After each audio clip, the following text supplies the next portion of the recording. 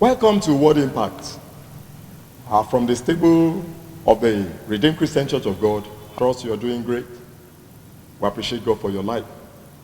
Today, without wasting time, I want to talk briefly on the hand of God. The hand of God. Shall we please pray? King of glory, Lord of Lords, I want to thank you for the life of these, your viewers and listeners. Thank you, Father, Lord, for all that you have been doing in their lives. Thank you, Father, Lord, for preserving them. Thank you for your protection that you've stayed over their life. Thank you, Father, for keeping your promises even in their lives. And thank you for what you are using this telecast to do all over the world. Once again, please, Lord, accept our thanks in Jesus' name. As we go briefly into your word, speak to us, and let your name alone be glorified. Thank you, Almighty Father. In Jesus' wonderful name, we prayed. Amen. I want to take my Bible reading from the book of 1 Samuel chapter 5.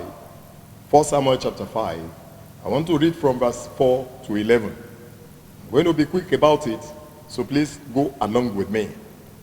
And when they arose early on the morrow morning, behold, Dagon was falling upon his face to the ground before the ark of the Lord. And the head of Dagon and both palms of his hand were cut off upon the threshold. Only the stump of Dagon was left to him. Therefore, neither the priest of Dagon nor any that come into Dagon's house tread on the threshold of Dagon in Ashdod unto this day.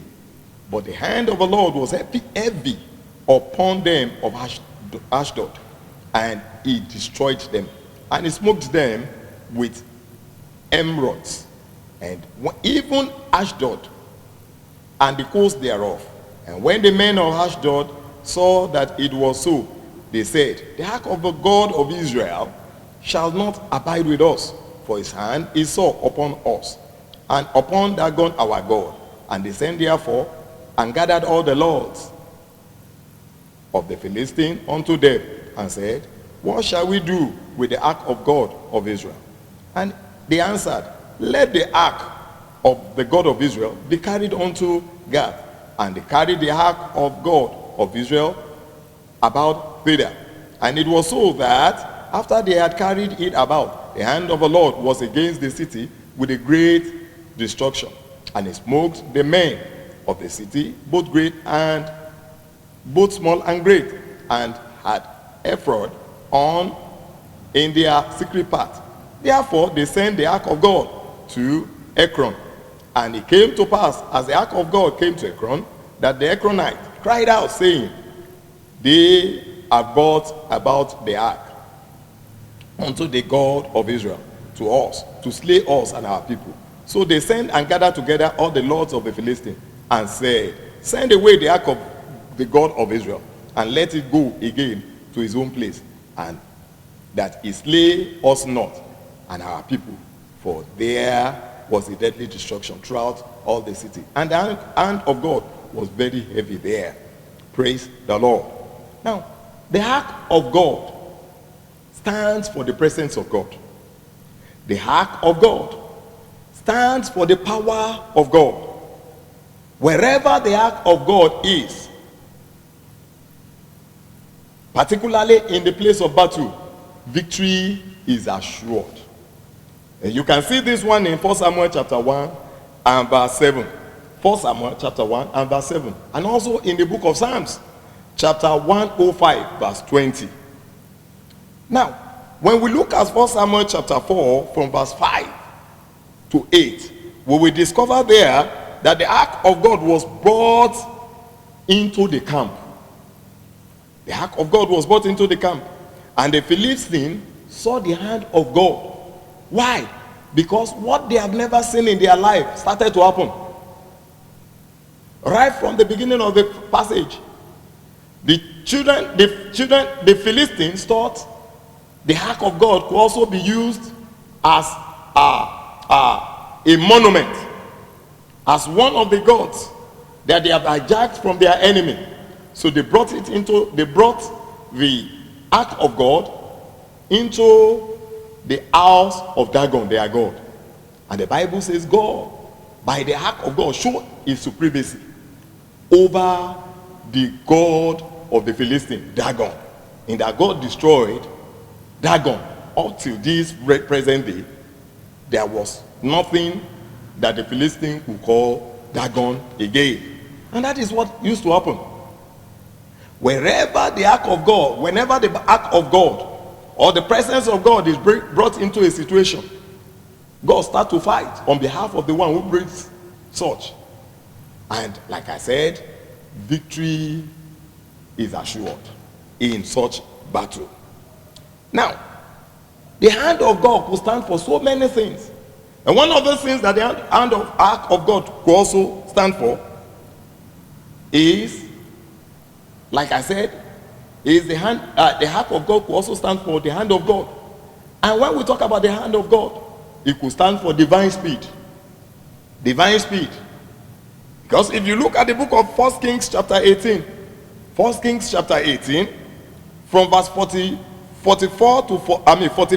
to 46, you will see there that when the hand of God was laid upon Ahab after the famine, Elijah told King Ahab to quickly start moving because an heavy rain was to come upon the land after the rain was stayed for 3.5 years.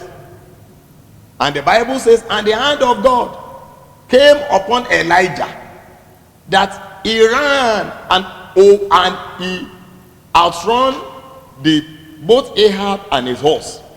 How can a 70-year-old man outrun a horse? That is the hand of God.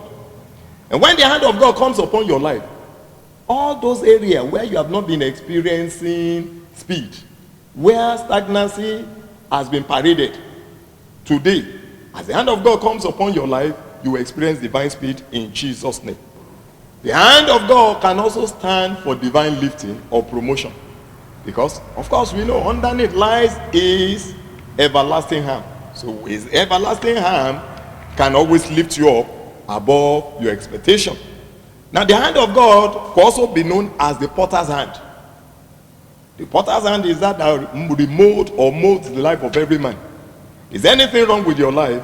God is about to remold it today as I go to pray. But before I pray with you, do you have a good relationship with this God whose hand we are talking about today, concerning today? Do you have a good relationship with that God? Because the Bible already said in the book of Isaiah chapter 43 and verse 13, it said, it is a fearful thing to fall into the hand of the living God. Because when you fall into the hand of the Lord, there is no one that can deliver you from his hand. And that is why I say today, why not come unto the Lord? So that his hand can fight the battles of your life. Can we go and pray? Eternal Rock of Ages, I want to thank you for the life of these your children. Thank you because of your word that has come alive to them again. I pray that your hand will start to work on their behalf today. In whatsoever area where they need a touch, your hand will intervene on their behalf. In every battle of their life, let them experience victory. For as many, O God, that have made up their mind to surrender totally their lives to you, Father, please accept them. Write their name in the Lamb's Book of Life. From today, Father, let your hand work on their behalf. Thank you, Almighty Father. In Jesus' name, we have prayed. I want to appreciate God for staying glued to this broadcast. I want to ask that you please like, share, and subscribe to our pages, both on the YouTube, at the Facebook, and then the Instagram. The Lord bless you. This same time tomorrow, the same channel. Remain blessed in Jesus' name. Amen.